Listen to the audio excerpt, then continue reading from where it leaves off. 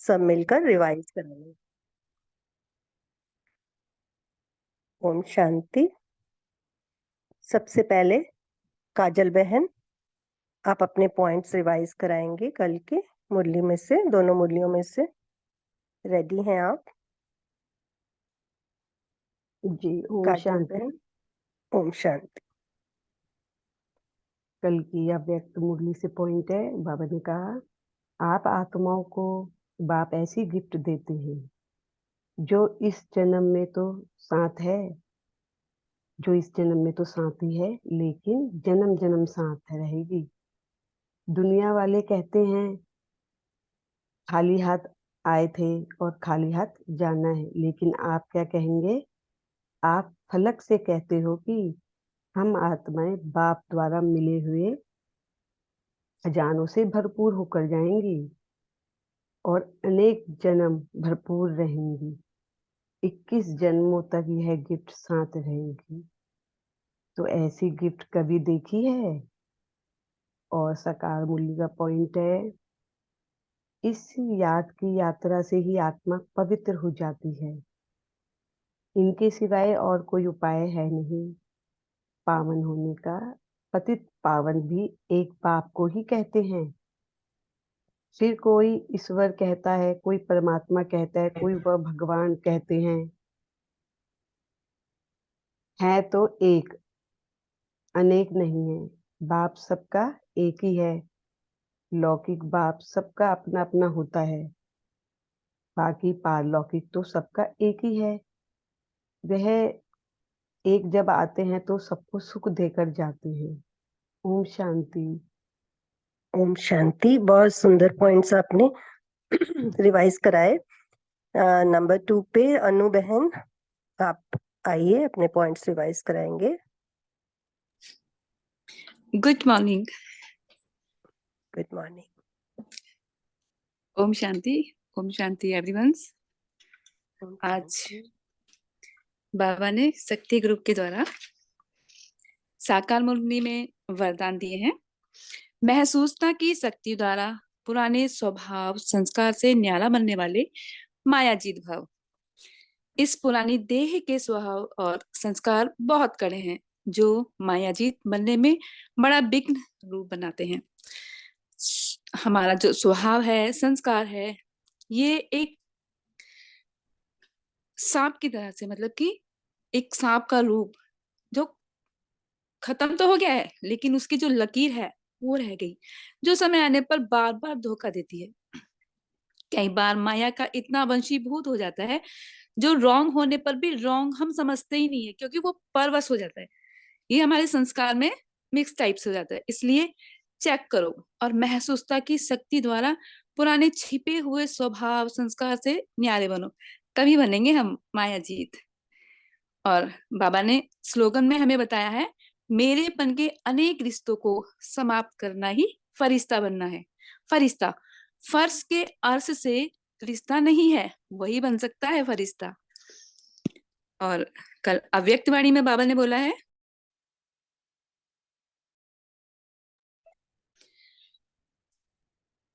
अव्यक्त वाणी में महावाक्य बाबा आए और बाबा ने हमें प्राप्तियां बताई हैं। लक्ष्य को स्मृति में रखकर इस आने जाने के पाठ को याद रखना है।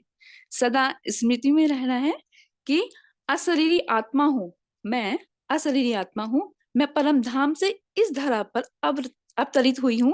ये मेरा संगम युगी मर्जीवा जन्म है। इस जन्म में बाबा ने मुझे सेवा अर्थ निमित्त बनाया है और सदा उस बेगबॉन बाबा को याद रखना है, अपनी स्मृति में रखना है। और जितना जितना हम, जैसे इस शरीर का आधार लेना है, और जितना जितना हम कर्मजीत का आधार लेंगे और मालिक अर्थात करावनहार बनकर कर्म करेंगे।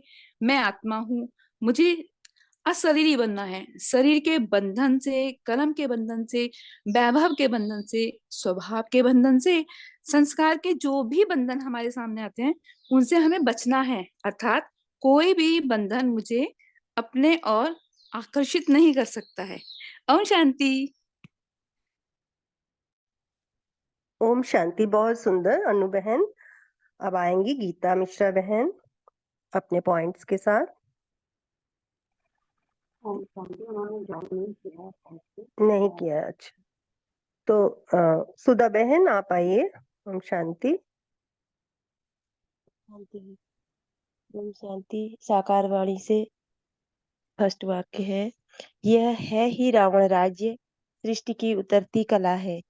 गायन है चढ़ती कला, तेरे भाने सबका भला, सर्व की सद्गति हो जाती है। हे बाबा, आपके द्वारा सबका भला हो जाता है।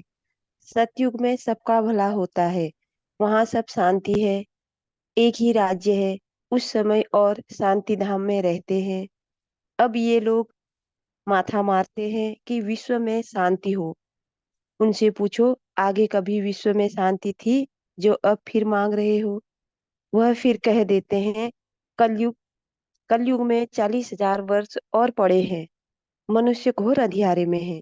कहाँ 5,000 वर्ष का सारा कल्प, कहाँ एक कलयुग के ही 40,000 वर्ष बताते हैं। अनेक मत हैं, बाप आकर सच बताते हैं। जन्म भी 84 ही है। लाखों लाखों वर्ष तो लाखों वर्ष हो तो फिर तो मनुष्य जानवर आदि जीव हो सकते हैं, परंतु कायदा ही नहीं है। 84 जन्म मनुष्य ही लेते हैं, उनका हिसाब किताब भी बाप ही बताते हैं। और अव्यक्त मुरली से वाक्य है, बाबा बोले कि दुनिया वालों के लिए विशेष एक बड़ा दिन होता है, और बड़े दिन पर क्या करते हैं? वह समझते हैं बड़े दिल से मना रहे हैं, लेकिन आप जानते हो उन्हों का मनाना क्या है। उन्हों का मनाना और आप बड़े थे बड़े बाप के बड़े दिल वाले बच्चों का मनाना कितना न्यारा और प्यारा है। जैसे दुनिया वालों का बड़ा दिन है, खुशी में नाचते गाते एक दो उस दिन की मुबारक देते, और ऐसे आप बच्चों के लिए संगम युग ही बड़ा युग है। आयु में छोटा है, लेकिन विशेषताओं और प्राप्ति दिलाने में सबसे बड़ा युग है। संगम युग का हर दिन आपके लिए बड़ा दिन है, क्योंकि बड़े ते बड़ा बाप बड़े ते बड़े युग संगम युग में ही मिलता है। ओम शांति। ओम शांति, बहुत सुंदर। अब आते हैं गीता बहन, आप अपने पॉइंट्स रिवाइज कराएंगे। ओम शांति। थोड़ा माइक के आवाज पास आ जाइएगा। माइक के पास आ जाइए थोड़ा सा, गीता बहन। आवाज आ रही है? थोड़ी आवाज ऊंची हो जाएगी थोड़ी सी। ओम शांति। हाँ, अब ठीक अव्यक्त वाणी से है, जैसे डॉक्टर ऑपरेशन करते हैं, जरूरी ऑपरेशन है तो फुल बुद्धि होगी, बाकी दवाई दे रहे हैं, देख रहे हैं तो बुद्धि और काम भी करती है।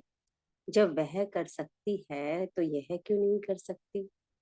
मन और बुद्धि की आदत है चक्र लगाने की, चाहे ज्ञान का चक्र लगाओ चाहे व्यर्थ का लगाओ, लेकिन चक्कर चलता जरूर है। आप सुदर्शन चक्र चलाओ तो चक्कर खत्म हो जाएंगे। साकार वाणी से है, ऐसे श्याम सुंदर और कोई धर्म में नहीं बनते। उन्हों के फीचर, यूरोपियन के फीचर, चीनियों के फीचर देखो, इंडिया वालों के फीचर बदली होते जाते हैं। उन्हों के लिए श्याम सुंदर का गायन। ओम शांति। हो गया। ओम शांति, थैंक यू गीता बहन। नीतू बहन, अब आप आएंगे। ओम शांति। ओम शांति सभी आत्माओं को। अव्यक्त वाणी से है, संगम युग की यादगार की निशानियां अन्य धर्मों में भी रह गई है। आपको बड़े से बड़े युग में बड़े बाप ने बड़ी गिफ्ट दी है ना, इसलिए आज के बड़े दिन पर इस विधि के से मनाते हैं। आप क्रिश्चियन फादर फादर कहते हैं, फादर सदा बच्चों को देने वाला दाता है। चाहे लौकिक रीति से भी देखो, चाहे फादर बच्चों का दाता होता ही है, या बेहद का फादर है। बेहद का फादर गिफ्ट भी बेहद की ही देती है, और कोई भी गिफ्ट कितना समय चलेगी, कितना अच्छे से अच्छे मुबारक के कार्ड गिफ्ट भी देते हैं। बाबा बोलते हैं कि लौकिक में भी जो लौकिक पिता होते हैं वो भी गिफ्ट देते हैं जो अच्छी रीति बच्चे लोग पढ़ाई करते हैं। तो इसी प्रकार हाँ, इस जन्म संगम युग में हम भी अच्छे से पढ़ेंगे तो बाबा बेहद का गिफ्ट देंगे और बाबा के नजदीक रहेंगे। और साकार वाणी से हैं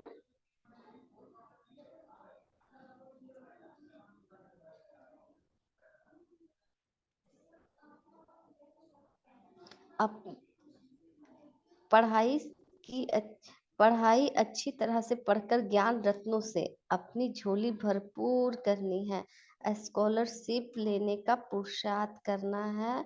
बाप समान फिक्र से फरीक निश्चिंत रहना है। हमें कुछ भी व्यर्थ नहीं सोचना है।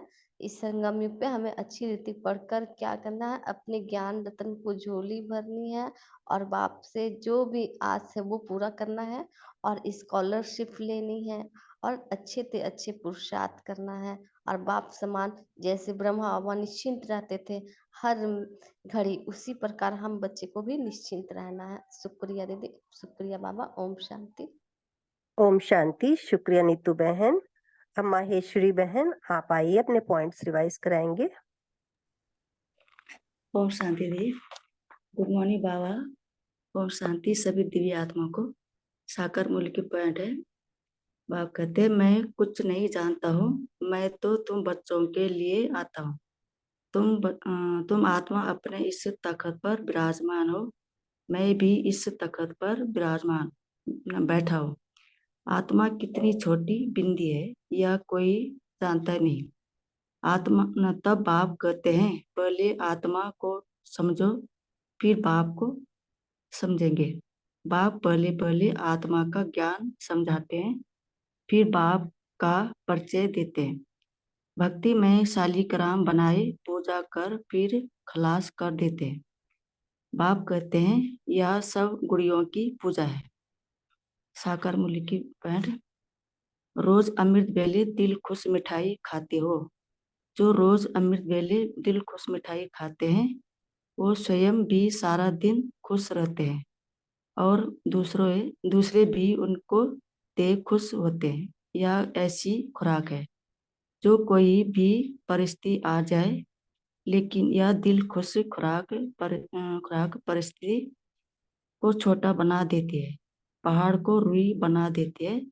इतनी ताकत है इस खुराक में। जैसे शरीर के हिसाब से भी जो तंदुरुस्त और शक्तिशाली होगा वह हर परिस्थिति को सहज पार करेगा और जो कमजोर होगा वह छोटी सी बात में घबरा जाएगा। कमजोर के आगे परिस्थिति बड़ी हो जाती है और शक्तिशाली के आगे परिस्थिति पहाड़ से रुई बन जाती है। तो रोज दिल खुश मिठाई खाना माना सदा दिल खुश रहे। ओम शांति। बहुत सुंदर माहेश्वरी बहन, बहुत सुंदर। अब मैं आत्मा अपने पॉइंट्स रिवाइज करा रही हूँ। साकार वाणी कल की 15 मार्च 2024 की वाणी से बाबा बोले, ज्ञान से तुम आस्तिक बनते हो, फिर 21 जन्मों का वर्षा मिल जाता है, फिर ज्ञान की दरकार नहीं रहती है। अब पुरुषोत्तम संगम युग है, जबकि हम उत्तम से उत्तम पुरुष स्वर्ग के मालिक बन रहे हैं। इसमें जितना जो पढ़ेंगे उतना ऊंचा पद पाएंगे। पढ़ेंगे लिखेंगे होंगे विश्व के मालिक, नहीं तो कम पद। परंतु वह राजाई है सुख की, यहाँ है दुख की। आस्तिक बने हैं तो सुख की राजाई करते हैं, फिर रावण आने से नास्तिक बनते हैं तो दुख होता है। भारत जब सॉल्वेंट था तो अथाह धन था। सोमनाथ का मंदिर कितना भारी बनाया हुआ है। मंदिर बनाने के लिए इतने पैसे थे तो खुद के पास कितने पैसे होंगे। ये इतने पैसे कहाँ से मिले? शास्त्रों में लिखा है, सागर ने थालियां भर भर कर दी। अब ज्ञान सागर श्री बाबा तुमको रत्नों की थालियां भर भर कर देते हैं। अव्यक्त वाणी से पॉइंट है। प्यारे बाबा ने कहा, निश्चय है यह श्रेष्ठ कार्य होना ही है, वाह हुआ ही पड़ा है। इसलिए निश्चय बुद्धि निश्चिंत बेफिक्र रहते हैं। यह तो सिर्फ बच्चों को बिजी रहने के लिए सेवा का एक खेल करा रहे हैं। निमित्त बनाए वर्तमान और भविष्य सेवा के फल का अधिकारी बना रहे हैं। काम बाप का, नाम बच्चों का। सेवा में सफलता का सहज साधन ही यह है। कराने वाला करा रहा है, बाप करा रहा है, तो बाप सर्वशक्तिमान है। शुक्रिया बाबा। ओम शांति। अब है नेक्स्ट रेणुका बहन। रेणुका बहन अपने पॉइंट्स रिवाइज कराएंगे। ओम शांति। गुड मॉर्निंग बाबा, मेरे प्यारे मीठे बाबा, और गुड मॉर्निंग ओम शांति सभी डिवाइन सोल्स को। बाप दादा कहते हैं, मैंने आप बच्चों के लिए हथेली पर स्वर्ग का राज्य भाग्य लाया है। अर्थात हथेली पर बहिष्ठ तो सबकी हथेली पर स्वर्ग का राज्य भाग्य है ना, जिसको कहते हैं तीरी पर बहिष्ठ। इससे बड़ी गिफ्ट और कोई क्या दे सकता है? बाबा ने पूछा, इससे बड़ी कोई गिफ्ट दे सकता है? क्योंकि ये तो बाबा के हाथ में है ना, इतने बड़ा राज्य भाग्य देना, और तो कोई दे ही नहीं सकता। कितने भी बड़े आदमी हो बड़ी गिफ्ट दे, लेकिन बाप की गिफ्ट के आगे वह क्या होगी? जैसे सूर्य के आगे दीपक, तो संगम युग की निशानियां अन्य धर्मों में भी रह गई हैं। अब साकार मूल्य का पॉइंट है, सॉरी, यस, यह वैरायटी फीचर का झाड़, सबके फीचर अपने अपने हैं। फूलों में तुम देखेंगे जैसा जैसा झाड़, वैसे वैसे उनमें फूल खिलते हैं। उन सब फूलों में फीचर एक होंगे, परंतु मनुष्य सृष्टि रूपी झाड़ में वैरायटी है। उसमें हर एक झाड़ की शोभा अपनी अपनी होती है। इस झाड़ में अनेक प्रकार की शोभा है। जैसे बाप समझाते हैं, श्याम सुंदर यह देवी देवताओं के लिए है। जब वह सतो प्रधान से तमो प्रधान बनते हैं तो वही सुंदर से श्याम बनते हैं। ऐसे श्याम सुंदर और कोई धर्मों में धर्म में नहीं बनते। जापानियों के फीचर्स अपने, यूरोपियन के फीचर्स, चीनियों के फीचर्स देखे, परंतु इंडिया वालों का फीचर्स बदली होते हैं। उन्हों के लिए श्याम सुंदर का गायन है और कोई धर्म के लिए नहीं। यह हमारे ही हिंदू धर्म, हमारे ही देवी देवता धर्म में शक्ति है कि जिनका गायन है श्याम सुंदर का, कि वो पहले सतो प्रधान बनते हैं और सतो से तमो में आते हैं। मतलब पहले तमो से सतो में आते हैं, मतलब श्याम से सुंदर बनते हैं। यह मनुष्य सृष्टि का वैरायटी धर्म का झाड़ है। ओम शांति। थैंक यू रेणुका बहन। रचना बहन अगर क्लास में है तो ज्वाइन कीजिए और अपने पॉइंट्स बताइए। उन्होंने ज्वाइन किया। ओम शांति। मीनू बहन क्लास में है तो ज्वाइन कीजिए, क्लास में पॉइंट रिवीजन कराइए। ओम शांति। ओम शांति। असोच ओम बनने शांति। से ही सेवा बढ़ेगी, सोचने से नहीं बढ़ेगी। असोच बन बुद्धि को फ्री रखेंगे, तब बाप की शक्ति मदद के रूप में अनुभव करेंगे। सोचने में ही बुद्धि बिजी रखेंगे तो बाप की टचिंग, बाप की शक्ति ग्रहण नहीं कर सकेंगे। बाप और हम कंबाइंड हैं, करावनहार और करने में निमित्त में आत्मा, इसको कहते हैं असोज, अर्थात एक की याद। ओम शांति। ओम शांति। तो ये थी हमारी शिव शक्तियों के द्वारा पॉइंट रिवीजन दोनों मुरली की। अब हम आगे बढ़ते हैं और आज की मुरली 29/12/89 की अव्यक्त मुरली, जिसको पढ़ेंगी सुधा बहन, और साथ साथ उसका रिवीजन होता चला जाएगा, उसके पॉइंट्स का एक्सप्लेनेशन। मुरली स्क्रीन पर लाएगा। सुधा बहन, आप पढ़ना शुरू करें। ओम शांति। ओम शांति मीठे और प्यारे बाबा को। ओम शांति सभी दिव्य आत्माओं को। तो आज हम बाबा के सम्मुख आज की क्लास शुरू करते हैं। आज 29/12/89 की मुरली है। ओम शांति। अव्यक्त बाप दादा मधुबन। पढ़ाई मुरली का टाइटल है पढ़ाई का सार, आना और जाना। अव्यक्त बाप दादा अपने बच्चों प्रति बोले, सभी बच्चे मुरली और आज मुरलीधर बाप अपने मास्टर मुरलीधर बच्चों को देख रहे हैं। सभी, एक मिनट दीदी, मुरली चले गया है। सभी बच्चे मुरली और मिलन के चात्रक हैं। ऐसे चात्रक सिवाय ब्राह्मण आत्माओं के और कोई हो नहीं सकता। यह ज्ञान मुरली और परमात्मा मिलन न्यारा और प्यारा है।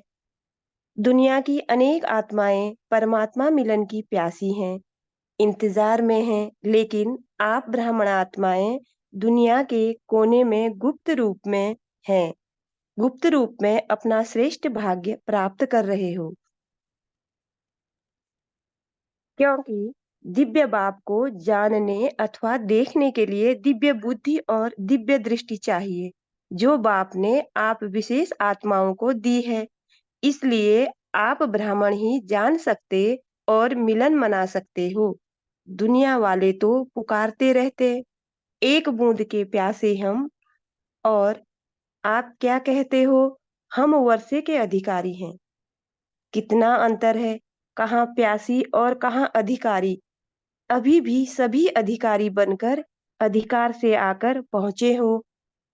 दिल में यह नशा है कि हम अपने बाप के घर में अथवा अपने घर में आए हैं। ऐसे नहीं कहेंगे कि हम आश्रम में आए हैं, अपने घर में आए हैं, ऐसे समझते हो ना। अधिकार की निशानी है अपनापन। अपने बाप के पास आए हैं, अपने परिवार में आए हैं, मेहमान बन करके नहीं आते। लेकिन बच्चे आए हैं अपने घर में, चाहे 4 दिन के लिए आते हो, लेकिन समझते हो मधुबन अपने स्थान पर पहुंचते हैं। ओम शांति। दीदी एक्सप्लेन करेंगे। हाँ जी, ओम शांति। तो बाबा ने सबसे पहले अपने बच्चों को मास्टर मुरलीधर का टाइटल दिया। मुरलीधर मेरा बाबा और हम सब बच्चे बाबा के मास्टर मुरलीधर बच्चे। तो बाबा ने क्या कहा कि सभी बच्चे मुरली के और मिलन के, परमात्मा मिलन के और ज्ञान की मुरली के, यानी कि वहां पर जो बाबा आते हैं अव्यक्त बाप दादा जब आते हैं मधुबन में, सब मेला लगता है, आत्मा और परमात्मा का मिलन होता है। दूर दूर से, देश से, विदेश से, देश के कोने कोने से बच्चे आते हैं। और चातक पक्षी होता है ना, जैसे कि जो पानी की बूंदों, बारिश की बूंदों के लिए तरसता रहता है, तो बच्चे भी बाबा के मिलन के लिए, और वहां मिलन में जब मुरली चलती है कि आज बाबा ने मुझसे क्या कहा, उस मुरली के लिए और परमात्मा मिलन के लिए बच्चे तरसते रहते हैं। और जब उनका टिकट होता है तब से ही वो इंतजार करने लग जाते हैं कि हम कब पहुंचेंगे बाबा के पास, कब पहुंचेंगे, अपने परिवार को कब मिलेंगे। तो वो एक प्यास होती है उनके दिल में, और वो प्यास जो है वो बुझ जाती है, और वो बहुत खुश होते हैं। चाहे 4 दिन के लिए भी जाते हैं तो भी उन्हें ऐसा लगता है कि अपने पिता के घर आए हैं, मेहमान बन के नहीं आए हैं, आश्रम में नहीं आए हैं। आश्रम में तो मेहमान बन के आते हैं, लेकिन हम कहाँ गए हैं, अपने पिता के घर। हम सब अनुभव करते हैं ना जब मधुबन में जाते हैं, कितना स्नेह का वातावरण होता है। कोई अपना, सभी पराया कोई लगता ही नहीं है, सभी अपने लगते हैं। और हर तरफ, चारों तरफ फरिश्ते ही फरिश्ते नजर आते हैं। और प्यारे बाबा की, सबके दिलों में प्यारा बाबा बसता है। तो हम बच्चे बनकर जाते हैं वहां पर, और वहां जाना और फिर आना। आज टाइटल ही यही है, आना और जाना। तो पहले मधुबन में आना जाना के बारे में बाबा बता रहे हैं, फिर इसी चीज को बाबा फिर हमारे आगे बताएंगे कि किस तरह से हम मतलब शरीर में रहते हुए अशरीरी होकर आना जाना कर सकते हैं। और बाबा ने ये कहा कि कहाँ दुनिया तरस रही है ना, वो गीत है ना, तेरी एक बूंद के प्यास से हम, तू प्यार का सागर है। तो दुनिया तो बुलाती है अपने परमपिता परमात्मा को कि एक झलक दिखा दो, और हम जो हैं दुनिया के एक कोने में यानी कि मधुबन में बार बार मिलन मनाते हैं। कितने सालों से हम मिलन मना रहे हैं बाबा के साथ, और बाबा जो है पूरी तरह से हमारे अंग संग है। तो हम वर्षे के अधिकारी हैं। तो दोनों में कितना अंतर, दुनिया प्यासी है और हम वर्षे के अधिकारी हैं। तो बाबा कह रहे हैं दिल में यह नशा रहना चाहिए हमें कि हम, हमारे साथ बाबा है, भगवान है, हम अधिकारी हैं, और मधुबन हमारा घर है। वहाँ हमारा आना जाना होता है, आते हैं और बादल की तरह भरते हैं अपने आप को ज्ञान के रत्नों से, और फिर सेवा में निकल आते हैं, वापस आ जाते हैं। तो ये ब्राह्मण जो है ना, ब्राह्मण जन्म की ये खासियत है। ब्राह्मण आत्माएं ही हैं जो गुप्त रूप से अपना श्रेष्ठ भाग्य बना रही हैं। ओम शांति। आगे चलते हैं। तो यह आना और जाना, आप ब्राह्मणों की जो पढ़ाई है वह मुरलीधर की जो मुरली है, उसका सार यह दो ही शब्द है, आना और जाना। याद की यात्रा का अभ्यास क्या करते हो? कर्मयोगी का अर्थ ही है मैं अशरीरी आत्मा शरीर के बंधन से न्यारी हूँ। कर्म करने के लिए कर्म में आती हूँ और कर्म समाप्त कर कर्म संबंध से न्यारी हो जाती हूँ। संबंध में रहते हैं, बंधन में नहीं रहते। तो यह क्या हुआ? कर्म के लिए आना और फिर न्यारा हो जाना। कर्म के बंधनवश कर्म में नहीं आते हो, लेकिन कर्मेंद्रियों को अधीन कर अधिकार से कर्म करने के लिए कर्मयोगी बनते हो। इंद्रियों के कर्म के वशीभूत नहीं हो। ओम शांति। इसको समझते हैं। बाबा ने पहले हमें क्या कहा कि ये ब्राह्मण ही हैं जिनको बाबा ने दिव्य दृष्टि, दिव्य बुद्धि का वरदान दिया है, जिसके कारण से हम उस ईश्वर को जान पाते हैं जिसके लिए दुनिया जो है वो प्यासी है। फिर बाबा ने क्या कहा है कि यहाँ पर जो मधुबन है वहां पे भी आना और जाना बच्चों को बहुत अच्छा लगता है। फिर बाबा ने इसी चीज को आगे कहा है कि याद की यात्रा में भी क्या होता है, हम अशरीरी बनकर बाबा के पास पहुंच जाते हैं, बाबा से मिलन मनाते हैं परम धाम में। और फिर जब हम कार्य के लिए उतरते हैं नीचे, अपना कर्म करते हैं, तो जैसे मम्मा का एग्जाम्पल था ना कि मम्मा जो थी वो जिस समय कर्म करती थी उस समय पूरी तरह से 100% कर्म में ध्यान देती थी, और कर्मेंद्रियों को वश में करके, उनके अधीन उनको करके, फिर मम्मा जो थी कार्य करती थी कार्य क्षेत्र में, और उसके बाद वो सूक्ष्म वतन में बैठ जाती थी बाबा के पास। तो ऐसे ही बाबा ने कहा है सच्चा कर्म योगी कौन होता है?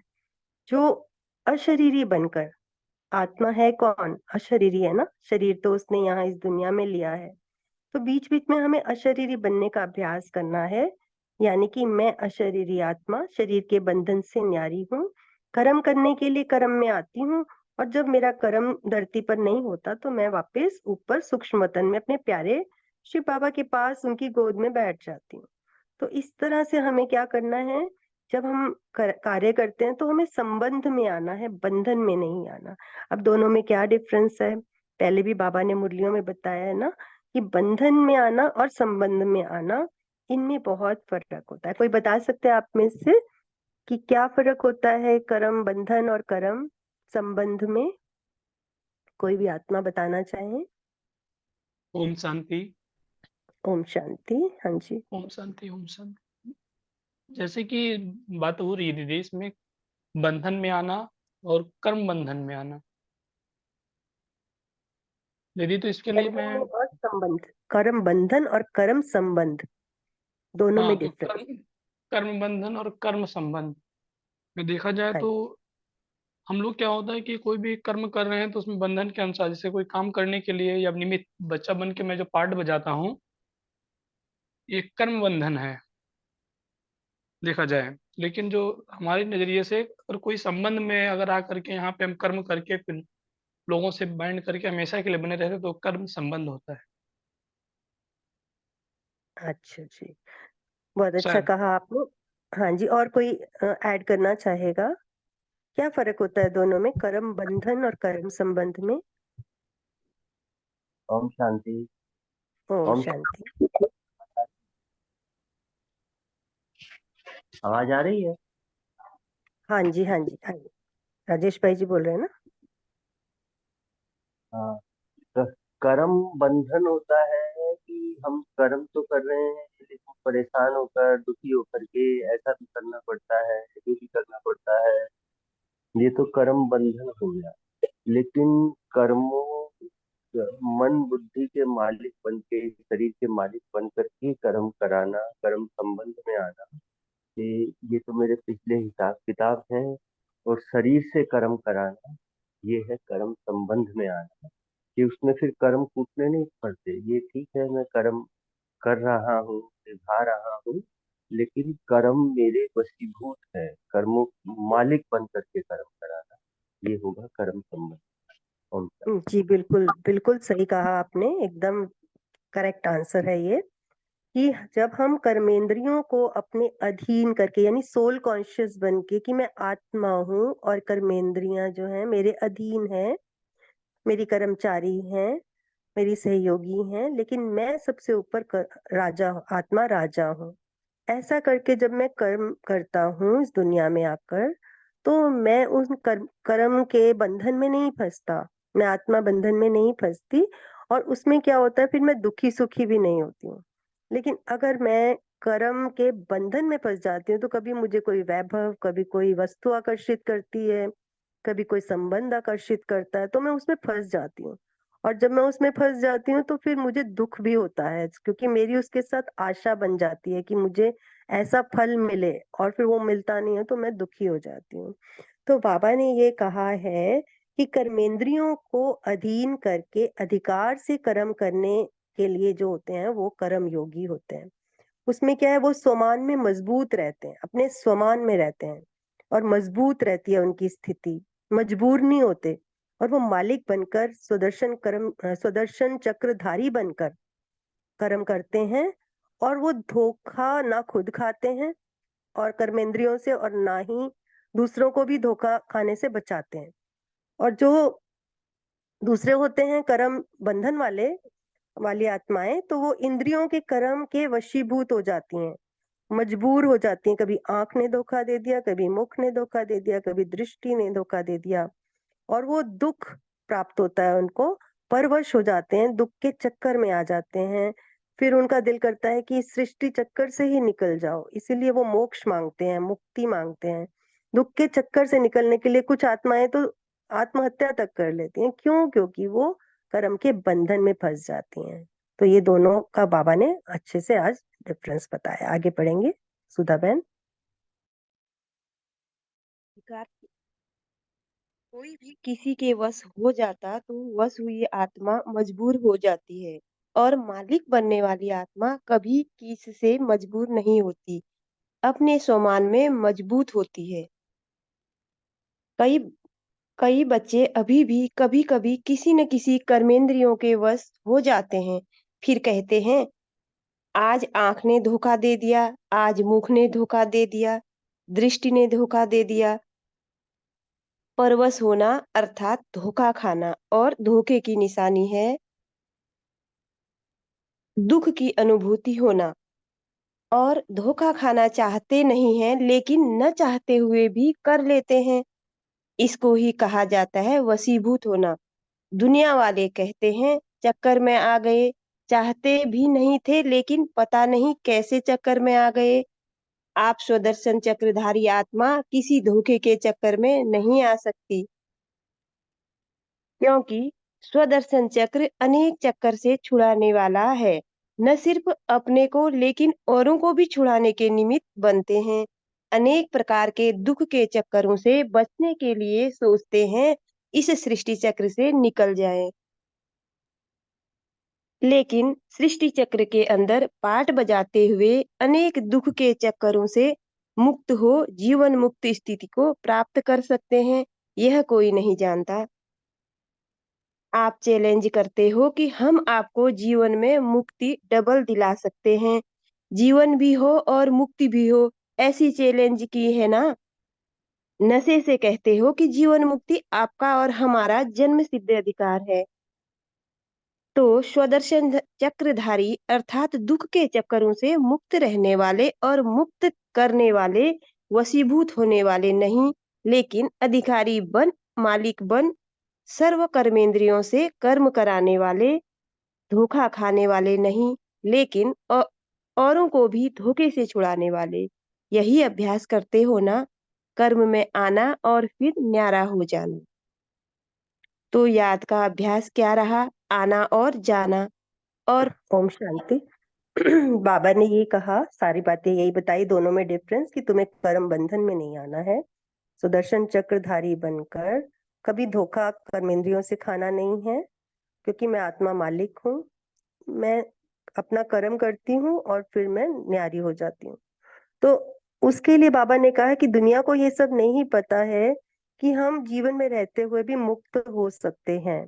वो सोचते हैं इस दुनिया से मुक्ति मिले, इसीलिए बार बार मोक्ष की बात करते हैं।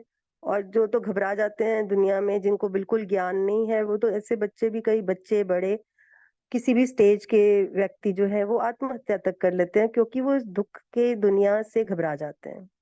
तो बाबा ने कहा, हमें ये सिखाया बाबा ने कि हम जीवन में रहते हुए भी मुक्त रह सकते हैं, यानी कि सोल कॉन्शियस होकर रहें, आत्म अभिमानी बनकर रहें, अपने बाबा के साथ कनेक्टेड रहें, चीजों को सोल कॉन्शियस होकर समझें, परिस्थितियों से घबराएं नहीं। तो उनको हमें ये कहना कि हम आपको दोनों चीजें, डबल चीजें दिलवा सकते हैं, मुक्ति भी, और मतलब ये कि जीवन भी और साथ में मुक्ति भी। जीवन में भी जी रहे हैं लेकिन मुक्त अवस्था में, कर्म के बंधन से उपराम होकर कर्म को संबंध के रूप में निभाते हुए, यानी कि मैं आत्मा मेहमान हूँ इस धरती पर, कर्म कर रही हूँ, रोल निभा रही हूँ, लेकिन मेरा घर जो है वो परम धाम है। इस तरह से जब हम जीते हैं तो वो जीवन मुक्ति की अवस्था होती है, जो हम देखते हैं सतयुग में। हम जीवन में रहते हुए भी सतयुग में जीवन मुक्त अवस्था में होते हैं, लेकिन उसका अभ्यास हम यहीं पर ही करते हैं, संगम युग में। ओम शांति। आगे बढ़ते हैं। और पढ़ाई अर्थात ज्ञान का सार क्या है? कर्मातीत बन घर जाना और फिर राज पाठ बजाने अपने राज्य में आना है, यही ज्ञान का सार है ना। तो जाना और आना यही ज्ञान और योग है। इसी अभ्यास में दिन रात लगे हुए हो। बुद्धि में घर जाने की और फिर राज्य में आने की खुशी है। जैसे मधुवन अपने घर में आते हो तो कितनी खुशी रहती है। जब से टिकट बुक कराते हो तब से जाना है जाना है, यह बुद्धि में याद रहता है ना। और जब मधुवन आती है तो आप जाने की भी खुशी है, लेकिन खुशी से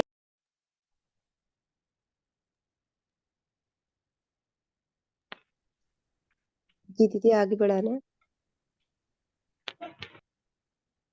ओम शांति। थोड़ा सा समझ लेते हैं इस चीज को, बाबा क्या कहना चाह रहे हैं। एक तो जाना आना मधुबन घर का, बाबा ने कहा कि हम मधुबन जाते हैं, खुशी खुशी जाते हैं, वहां से हम सूक्ष्म खजाने भर के लाते हैं, वहां से मिलन मनाकर आते हैं, वहां से ज्ञान मुरली सुनकर आते हैं। और उसी चीज को बाबा ने क्या कहा कि ज्ञान का सार है कर्मातीत बनकर घर जाना और राज्य में आना। इसका मतलब क्या है? ज्ञान का सार है कर्मातीत बनकर, ब्रह्मा बाबा कर्मातीत हो गए ना, इसी तरह हमें भी, हमारा भी लक्ष्य यही है कि इस जीवन में रहते हुए ही कर्म बंधनों से मुक्त हो जाना, और बिंदु बनकर हमें कहाँ जाना है? परम धाम में।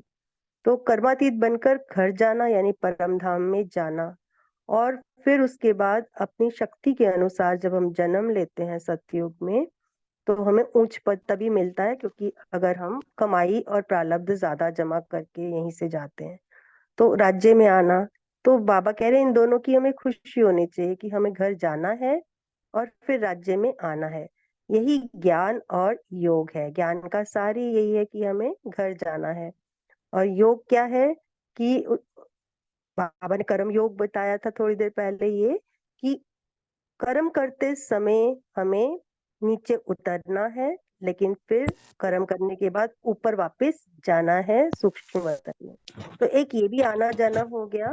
योग में आना जाना है, कर्म संबंध में आना, नीचे उतरना, मम्मा की तरह कर्म करना, और जब खाली बैठे हो तो बाबा की यादों में खो जाना। तो एक आना जाना योग में है, एक आना जाना ज्ञान में बाबा ने बताया। तो आज का टॉपिक ही यही है, आना और जाना। इसलिए बाबा ने हमें ये बताया है कि ज्ञान का सार है जाना आना, और योग का अभ्यास भी यही है, आना जाना। ओम शांति। आगे बढ़ते हैं। लेकिन खुशी से कौन जाएगा? जितना सदा यह आने और जाने का अभ्यास होगा, जब चाहो तब अशरीरी स्थिति में स्थित हो जाओ और जब चाहो तब कर्मयोगी बन जाओ। यह अभ्यास बहुत पक्का चाहिए। ऐसे न हो कि आप अशरीरी बनने चाहो और शरीर का बंधन, कर्म का बंधन, व्यक्तियों का बंधन, वैभवों का बंधन, स्वभाव संस्कारों का बंधन अपनी तरफ आकर्षित करे। कोई भी बंधन अशरीरी बनने नहीं देगा। जैसे कोई टाइट ड्रेस पहनते हैं तो समय पर सेकंड में उतारने चाहे तो उतार नहीं सकते। खिंचावट होती है क्योंकि शरीर से चिपका हुआ है।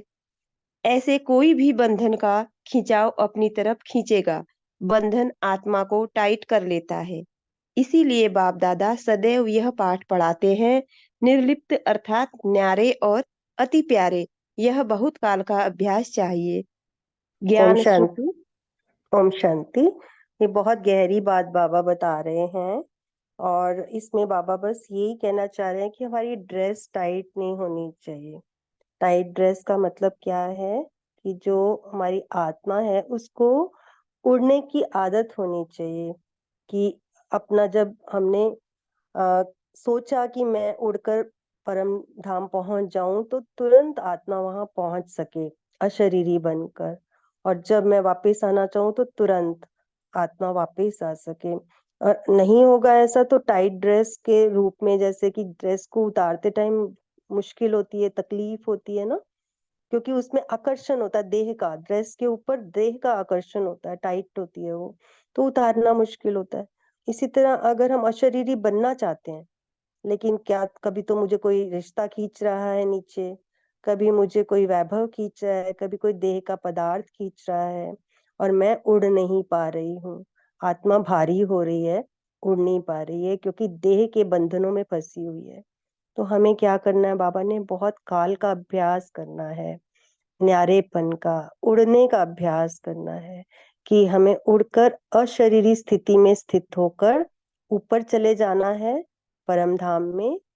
और उसके बाद जब हम नीचे उतरें तो कर्म योगी बन जाए। उस समय भी हमें कर्म करते समय ये याद रखना है कि ये तो मेरे संबंध हैं, मैं तो रोल निभाने के लिए ऊपर से उतरी हूँ, मैं आत्मा तो मेहमान हूँ, ये सब बंधनों से उपराम हूँ, मैं कर्म योगी हूँ, भगवान मेरे साथ है।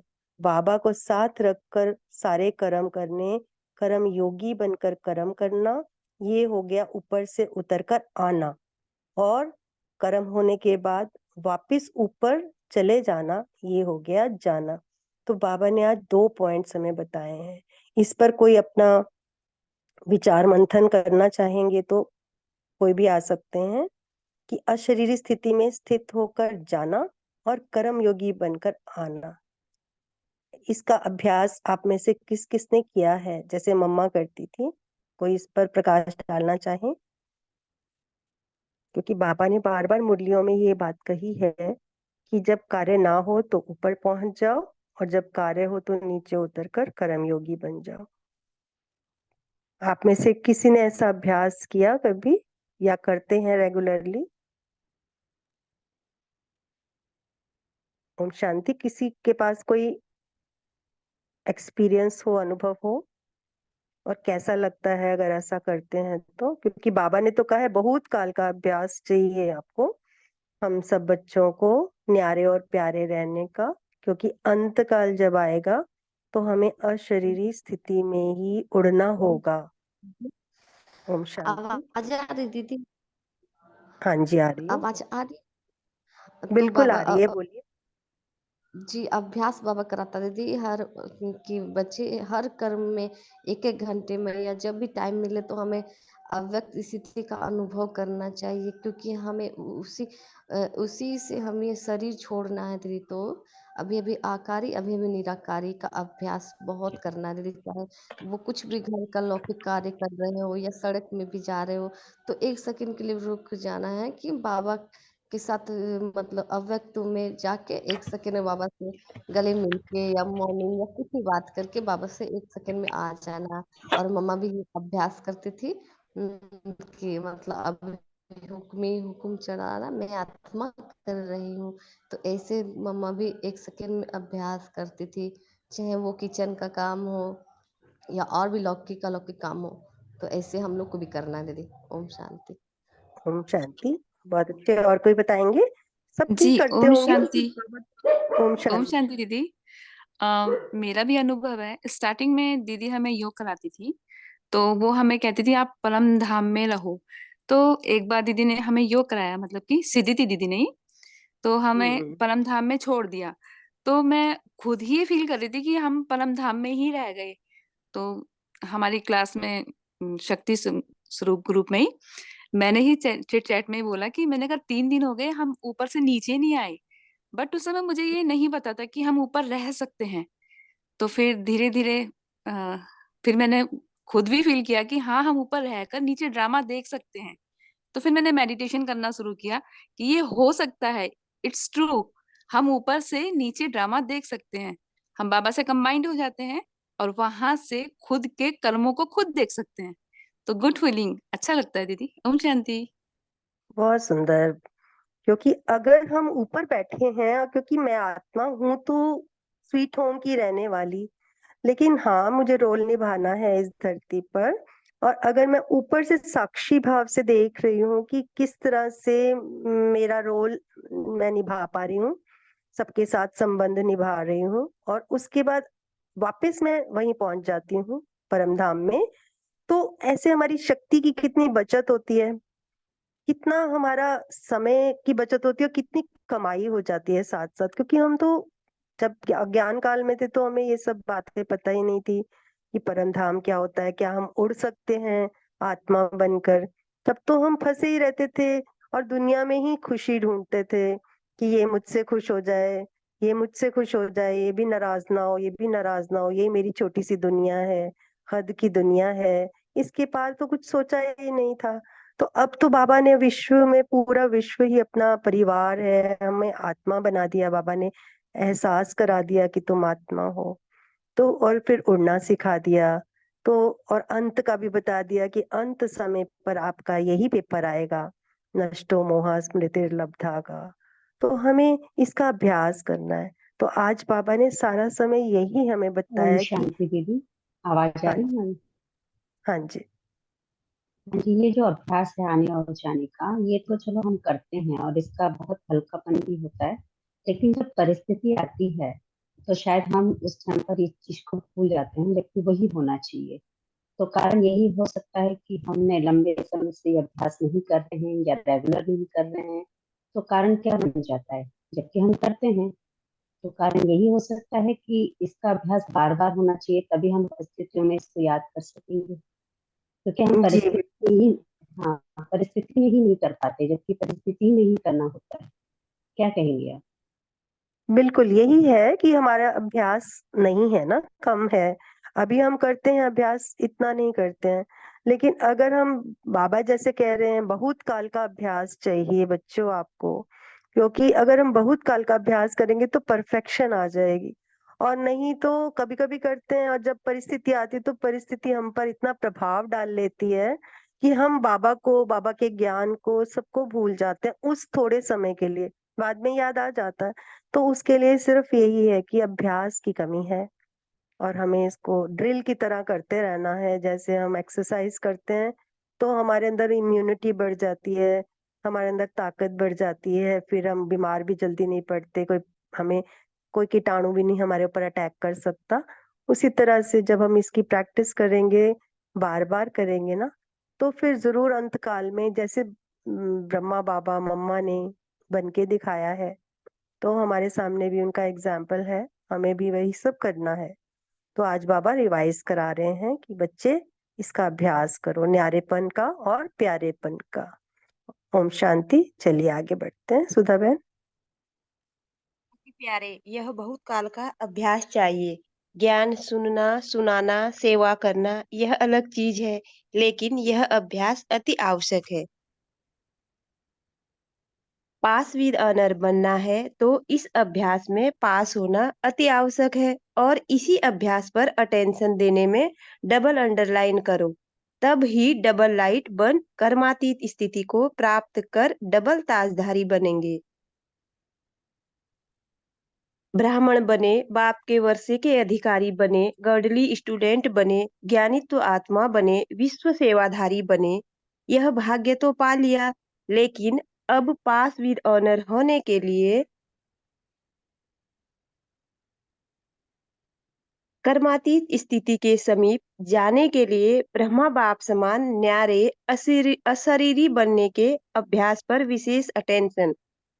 जैसे ब्रह्मा बाप ने साकार जीवन में कर्मातीत होने के पहले न्यारे और प्यारे रहने के अभ्यास का प्रत्यक्ष अनुभव करवाया, जो सभी बच्चे अनुभव सुनाते हो, सुनते हुए न्यारे, कार्य करते हुए न्यारे, बोलते हुए न्यारे रहते थे। सेवा को व कोई कर्म को छोड़ा नहीं, लेकिन न्यारे हो लास्ट दिन भी बच्चों की सेवा समाप्त की। ओम शांति। आप में से कोई बता सकते हैं ब्रह्मा बाबा के बारे में? बाबा ने अभी जैसे बताया है कि कर्मातीत अवस्था कैसी थी उनकी अंत समय में, यानी 68 69 में उनके बारे में सबने पढ़ा हुआ है कि कैसी अवस्था थी, कर्मातीत अवस्था किस तरह उनके अंदर दिखाई देती थी। ओम शांति। कौन बताना चाहेंगे? बाबा जो है ना, कई बातें बाबा के बारे में बताते हैं। तो जैसे कोई बच्चा आ रहा है, कुछ बोल रहा है, तो बाबा उसको टोकते नहीं थे कि आप इतना ज्यादा क्यों बोल रहे हो। तो सुनते रहते थे और ऐसे लगता था जैसे बाबा सुन ही नहीं रहे। और सुनते सुनते जहाँ कोई गलत बात होती थी तो बाबा अच्छे से बोल देते थे कि बच्चे ऐसा नहीं, ऐसा करो। तो माना प्यारे भी थे, न्यारे भी थे, सुन भी रहे होते थे और नहीं भी सुन रहे होते थे। जो मतलब की बात होती थी वो नहीं सुनते थे। और बाबा अंतिम समय जब गए तो बाबा बच्चों से बहुत ज्यादा प्यार भी किया। और लेकिन उनको ये भी नहीं कहा कि मैं जाने वाला हूँ। बाबा को तो पता था कि मैं जाने वाला हूँ, लेकिन बहुत प्यार से सबको पालना देते हुए प्यार ऐसा किया जैसे कि अपनों से भी ज्यादा। और न्यारे इतने रहे कि उसमें फंसे नहीं। जब जाने लगे तो ऐसा नहीं है कि मैं तुम्हें छोड़ के नहीं जा सकता, या जैसे दुनिया में मोह आता है ऐसी कोई बात नहीं। प्यार भी अपनों से ज्यादा दिया और न्यारे भी अपने से ज्यादा दिए। ऐसी बहुत सी बातें हैं। ओम शांति। ओम शांति। थैंक यू भाई जी। और कोई कुछ बताना चाहेंगे ब्रह्मा बाबा के बारे में? जो भी पढ़ा है हमने उससे रिलेटेड कुछ ऐड करना चाहेंगे?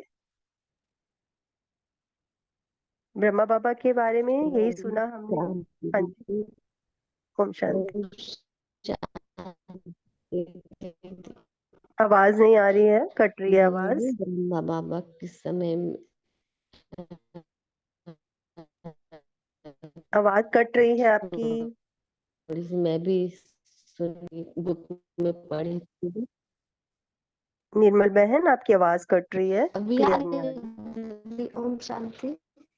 कट रही है आवाज। तो बाबा के बारे में हमने ये प्रॉब्लम है तो एक लाइन में रिपीट करेंगे दीदी। ओम शांति। हाँ जी, बोलिए। ओम शांति दीदी, अभी आ रही है? नहीं नहीं, आपका ना नेट का प्रॉब्लम लग रहा है कुछ, कोई बात नहीं, छोड़ देते हैं। तो जो हमने बाबा के बारे में सुना वो यही ओम है कि शांति। अंत, अभी आ रही है आवाज हमारी? हाँ अब बोलो, बोलिए। ओम बोलिए नीतू बहन, हाँ जी शांति। बोलिए।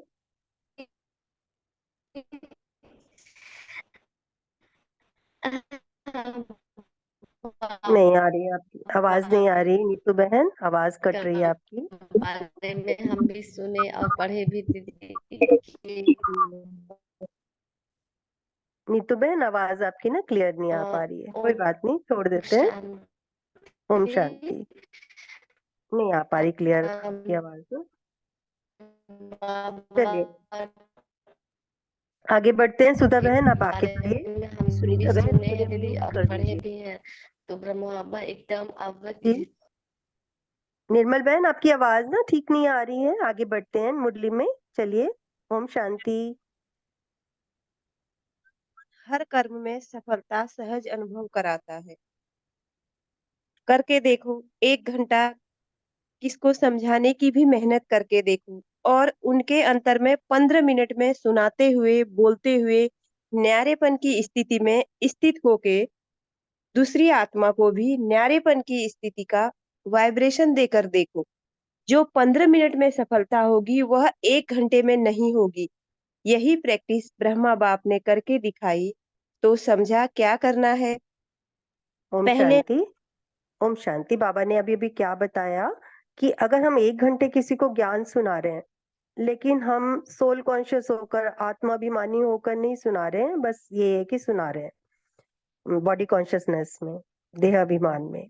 लेकिन अगर हम उसी चीज को आत्माभिमानी होकर सुनाते हैं, न्यारे और प्यारे होकर खुद भी अनुभव करते हैं मैं न्यारा और प्यारी आत्मा हूँ, और जब मैं सुना रही हूँ तो दूसरा सामने वाले को भी मैं अनुभव करा रही हूँ कि वो भी न्यारी और प्यारी आत्मा है। तो ऐसे में जो 1 घंटे का ज्ञान है वो मैं 15 मिनट में भी सुना सकती हूँ। इस तरह बाबा कहते हैं कि न्यारे और प्यारे बनकर जब हम कोई कार्य करते हैं उसमें सफलता ज्यादा मिलती है, कई गुना मिलती है। तो हमें क्या करना है, उसका फायदा हमें विधि से सिद्धि, ये विधि बाबा बता रहे हैं कि इस विधि का प्रयोग करो कि जब भी किसी को ज्ञान सुनाओ, किसी से बात करो, तो न्यारी और प्यारी अवस्था में रहते हुए, यानी योग युक्त अवस्था में रहते हुए उससे बात करेंगे तो उसकी सफलता हमें ज्यादा मिलेगी, सिद्धि ज्यादा मिलेगी। ओम शांति। अब आगे पढ़ेंगे। पहले निमित्त तो टीचर्स हैं, फॉलो फादर करेंगी ना। सेवा का विस्तार भल कितना भी बड़ा हो, लेकिन विस्तार में जाते सार की स्थिति का अभ्यास कम न हो। विस्तार में सार भूल न जाए। खाओ पियो सेवा करो, लेकिन न्यारेपन को नहीं भूलो। वाणी द्वारा भी कहाँ तक सेवा करेंगे, कितने की करेंगे। अब तो रूहानी वाइब्रेशन, अशरीरीपन की स्थिति के वाइब्रेशन, न्यारे और प्यारेपन के शक्तिशाली वाइब्रेशन वायुमंडल में फैलाओ। सेवा की तीव्र गति का साधन भी यही है। दूसरों ओम की शांति। ओम शांति। बाबा ने तरीका बताया, हमें ऊपर भी बताया, अभी भी बताया ये टीचर्स को, कि सबसे पहले टीचर्स ही फॉलो फादर करेंगी ना। तो सेवा का विस्तार में जब हम चले जाते हैं तो उस समय हमें सार नहीं भूलना है। सार क्या है? न्यारा और प्यारापन, अशरीरी अवस्था में रहते हुए कार्य करना है, सेवा करनी है, अपने रूहानी वाइब्रेशंस चारों ओर फैलाने हैं, न्यारेपन और प्यारेपन के शक्तिशाली वाइब्रेशंस चारों ओर फैलाने हैं। यानी कि जैसे हम सेवा कर रहे हैं तो सेवा करते समय हम योग युक्त स्थिति में रहें, बाबा से कनेक्ट होकर बाबा की वाइब्रेशंस चारों ओर फैलाते हुए फिर हम जब सेवा करेंगे तो विस्तार में हमारा ये सार हमें याद रहेगा ना कि हमें न्यारा रहना है, हमें योग युक्त अवस्था में रहना है। तो उस समय हमारे वाइब्रेशंस भी उनको टच करेंगे और वाणी से भी कार्य होगा, तो उससे डबल फायदा होगा। तो बाबा यही कह रहे हैं कि अब ये समय, इतना कब तक कितनों की सेवा हम बोल कर सकते हैं, जितनों की सेवा हम बोल कर सकते हैं उससे कई गुना सेवा हम कर सकते हैं वाइब्रेशंस फैलाकर।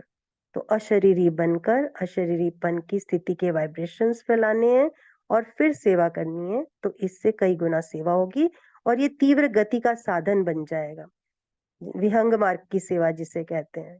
जैसे ऑनलाइन सेवा में हम क्या करते हैं, हम कितने लोगों की सेवा एक साथ कर सकते हैं और सेंटर पर उतने लोगों की नहीं हो पाती है। तो उस तरह से बाबा ने एक नया तरीका बताया था। ये तब का कितने साल पुरानी जो मुरली है 89 की, उस समय बाबा ने बताया था। तो हमें ये आज भी उतना ही इफेक्टिव है। हमें अशरीरी बनकर न्यारे और प्यारेपन की स्थिति में रहते हुए सेवा करनी है। ओम शांति। आगे बढ़ते हैं। दूसरों की सेवा करने के पहले स्वयं इस विधि में संपन्न होंगे, तब सेवा की सिद्धि को प्राप्त करेंगे। अब वाणी में आना सहज हो गया है और दिल से भी करते हो, क्योंकि अभ्यास पक्का हो गया है। ऐसे यह अभ्यास भी नेचुरल हो जाएगा। इस नेचुरल अभ्यास से ही नेचर बदली होगी। चाहे मनुष्य आत्माओं की नेचर, चाहे प्रकृति नेचर। समझा? मुश्किल तो नहीं लगता है ना? बड़े ते बड़े बाप के बच्चे हैं और बड़े ते बड़ी प्राप्ति के अधिकारी हैं, तो उसके लिए कोई बड़ी बात नहीं। अटेंशन रखना तो आता है ना? कि टेंशन रखना आता है? निजी संस्कार अटेंशन के हैं। जब टेंशन रखना आता है तो अटेंशन रखना क्या बड़ी बात है? टेंशन रखने में तो आदती हो गए ना। अटेंशन का भी टेंशन नहीं रखो, लेकिन नेचुरल अटेंशन हो। कई ऐसा भी करते हैं, अटेंशन को टेंशन में बदल देते।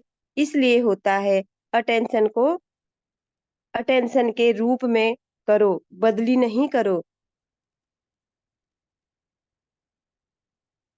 ओरिजिनल अभ्यास आत्मा को न्यारे होने का है। न्यारी थी, न्यारी है, फिर न्यारी बनेगी।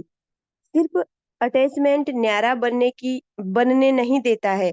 वैसे आत्मा की ओरिजिनल नेचर शरीर से न्यारे रहने की है, अलग है। शरीर आत्मा नहीं, आत्मा शरीर नहीं। तो न्यारे हुए ना। सिर्फ 63 जन्मों से अटैचमेंट की आदत पड़ गई है। ओरिजिनल तो ओरिजिनल ही होता है। ओम अच्छा, शांति।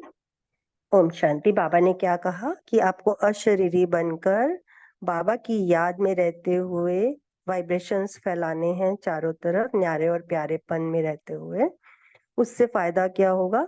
मनुष्य आत्माओं की नेचर भी बदलेगी, यानी कि प्योर वाइब्रेशन से आत्माओं को टच होंगी ये वाइब्रेशंस और उनके अंदर परिवर्तन आएगा। और साथ के साथ नेचर में भी बदलाव आएगा, नेचर भी सतो प्रधान बनेगी। क्योंकि आज क्यों गिर गए हैं हम सब आत्माएं, तमो प्रधान हो गए? क्योंकि वाइब्रेशंस जो है वो देह भान वाले, देह अभिमान वाले वाइब्रेशंस फैले थे अब तक। लेकिन अब बाबा ने हमें बताया है जब से, तब से हम आत्माएं, ब्राह्मण आत्माएं जो हैं, देवकुल की आत्माएं, पूर्वज आत्माएं, हम चारों ओर जब सतो प्रधान वाइब्रेशंस को फैलाएंगे, प्योरिटी के वाइब्रेशंस को फैलाएंगे, तो वो टच होंगी मनुष्य आत्माओं को भी और प्रकृति में भी परिवर्तन आएगा। तो इस तरह से कई गुना फायदा होगा, ज्यादा सेवा हो पाएगी। और बाबा ने कहा इस बात पे अटेंशन देना है, डबल अंडरलाइन करना है कि आपको इस तरह सेवा करनी है। और बाबा ने कहा बड़े बाप के बच्चे हो तो बड़े से बड़े अधिकारी भी हो, इसलिए ये वाली बात आपके लिए कोई बड़ी नहीं है। ठीक है, ये आपके निजी संस्कार है अटेंशन रखने के। लेकिन टेंशन में इसको बदल मत देना कि हाय ऐसे करना है, और फिर वो स्ट्रेस कर लेना अपने मन के ऊपर कि नहीं हमें ऐसे नहीं ऐसे करना है। बाबा ने कहा अपने निजी संस्कारों में रहते हुए नेचुरल अटेंशन कि हाँ मुझे बस ध्यान देना है, घबराना नहीं है, बिना घबराए प्यार से सेवा करनी है, एक सही विधि का प्रयोग करते हुए हमें, जिसमें हमें अशरीरी अवस्था में बनते हुए रहते हुए वाइब्रेशंस फैलाने हैं। आत्मा और शरीर दोनों अलग अलग हैं, लेकिन 63 जन्मों से क्या है कि अम, शरीर की वजह से आत्मा अपने आप को ही शरीर समझने लगी और हम देह भान में आ गए। इसलिए इस अटैचमेंट को अब दूर करना है शरीर से और हमें ओरिजिनल अपने संस्कारों में आना है, नेचुरल अटेंशन देना है और आत्मा को अशरीरी बनाते हुए कार्य करना है। ओम शांति। आगे बढ़ते हैं। डबल विदेशी भी बहुत पहुंच गए हैं नया वर्ष मनाने के लिए। आए हो या घर आए हो, अपनापन लगता है ना। बाप दादा भी बच्चों को अपने घर में देख हर्षित होते हैं। बच्चे सदैव घर का श्रृंगार होते हैं। बच्चों का जीवन सज जाता है। इसलिए बाप दादा अपने घर के श्रृंगार को देख खुश हो रहे हैं। चाहे भारतवासी चाहे विदेशी, दोनों ही घर के श्रृंगार हैं। बाप दादा आने की भी मुबारक देते हैं, जाने की भी मुबारक देते हैं। यहाँ आना भी अच्छा है, जाना भी अच्छा है। विदाई नहीं है, बधाइयां ही बधाइयां हैं। जाएंगे तो सेवा की बधाइयां, और यहाँ आए हो तो मिलने की बधाइयां। दोनों ही मुबारक है ना। अच्छा। ओम शांति। तो बाबा ने कहा कि विदेशी और भारतवासी दोनों बच्चे ही मेरे बच्चे हैं, बाबा के बच्चे हैं सब। और बाबा उन सभी बच्चों को घर का श्रृंगार कहते हैं, मधुबन घर का श्रृंगार। तो बाबा ने कहा कि आए हैं तो भी बधाई और जाएंगे तो भी बधाई, है ना। तो आए हैं तो मिलन मनाएंगे ना, इस बात की बधाई। और जब जाएंगे तो यहाँ से जो खजाने लेकर जा रहे हैं वो सेवा करके उनको बांटेंगे, तो सेवा करने की भी बधाई। इसलिए विदाई नहीं है, आने की भी बधाई है और जाने की भी बधाई है। तो इस तरह से बाबा ने हमें सब बच्चों को बधाइयां दी, मिलन की बधाई और सेवा की बधाई। और प्यारे बाबा ने स्नेहपूर्ण तरीके से हम सब बच्चों को भरपूर किया आज की मुरली में। ओम शांति। तो ये थी आज की बाबा की प्यारी प्यारी हमें शिक्षाएं देती हुई अशरीरी अवस्था में कैसे रहना है, कैसे वाइब्रेशंस फैलाने हैं, कैसे कर्म योगी बनना है। ये सारी बातें बाबा ने हमें बताई। इसके लिए बाबा का बारंबार शुक्रिया। ओम शांति। सभी दिव्य आत्माओं का बहुत बहुत धन्यवाद। शुक्रिया बाबा। मीठे बाबा की याद प्यार। सर्व देश विदेश के सदा अधिकारी बच्चों को, सदा ज्ञान और याद के सार में रहने वाली श्रेष्ठ आत्माओं को, सदा आना और जाना इस स्मृति से संपन्न बनने वाली आत्माओं को, सदा ब्रह्मा बाप को फॉलो करने वाले, कर्मातीत स्थिति के समीप पहुंचने वाले योगी आत्माओं को, सदा अपनेपन के अनुभव और अधिकार की खुशी में रहने वाले खुशमिजाज बच्चों को बाप दादा का याद प्यार और नमस्ते। ऐसे प्यारे मीठे बाप दादा को जो हमें इतने ज्ञान धन से भरपूर कर रहे हैं, हम सभी रूहानी बच्चों की ओर से याद प्यार, गुड मॉर्निंग और नमस्ते। शुक्रिया बाबा, शुक्रिया। Thank you. ओम शांति।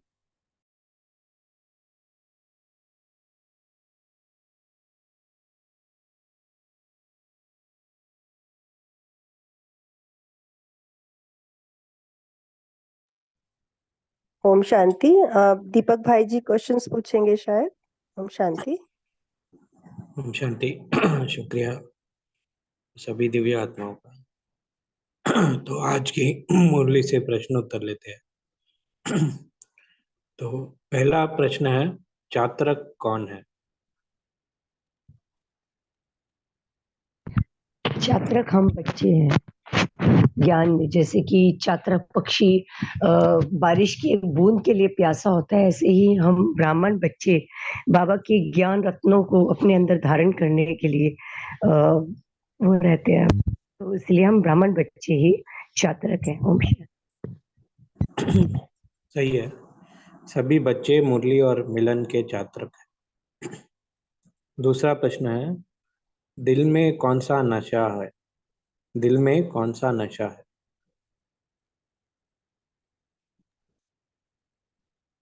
दुनिया बाप के प्यासी है घर और हम वर्षे के अधिकारी बन गए। गुप्त में हम प्राप्तियां कर रहे हैं दुनिया के एक कोने में। दुनिया तो एक बूंद की प्यासी है और हम बच्चों को बाबा भरपूर करते हैं, पूरा मिलन मनाते हैं हम बाबा के साथ मधुबन में।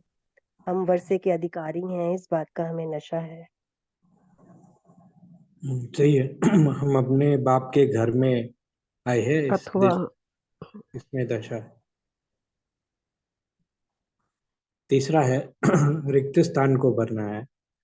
अधिकार की निशानी है डैश। अपनापन। अपनापन। सही है। चौथा है कर्म के लिए आना और फिर डैश हो जाना। न्यारे हो जाना। न्यारे हो जाना, न्यारा प्यारा। निराकारी का अभ्यास। सही है, न्यारा हो जाना। पांचवा प्रश्न है मुरलीधर की जो मुरली है उसका सार दो शब्दों में कौन से है? आना और जाना। आना और जाना। सही है। छठा है कर्मयोगी का अर्थ क्या है? कर्म योगी का अर्थ है मैं अशरीरी आत्मा शरीर के बंधन से न्यारी हूँ। कर्म करने के लिए शरीर में आती हूँ और कर्म समाप्त कर कर्म संबंध से न्यारी हो जाती हूँ। संबंध में रहते हुए बंधन में नहीं रहती। ओम शांति। बिल्कुल सही है। सातवां है डैश अनेक चक्कर से छुड़ाने वाला है। सुदर्शन चक्र। सुदर्शन चक्र। स्वदर्शन चक्र अनेक चक्रों से छुड़ाना। सही है। आठवां है परवश होना अर्थात डैश खाना। धोखा दुखी खाना। होना, दुख के चक्कर में आना, धोखा खाना। धोखा खाना धोखे की निशानी है। सही है। अभी नवा है इस महावाक्य को पूरा कीजिए। जब चाहो तब अशरीरी स्थिति में स्थित हो जाओ और इसको पूरा कीजिए। और जब चाहो न्यारे हो जाओ, कर्म और के जब बंधन से चाहो प्राप्त शरीर में हो। सही जवाब है जब चाहो तब कर्मयोगी बन जाओ। हाँ। यह अभ्यास पक्का होना चाहिए।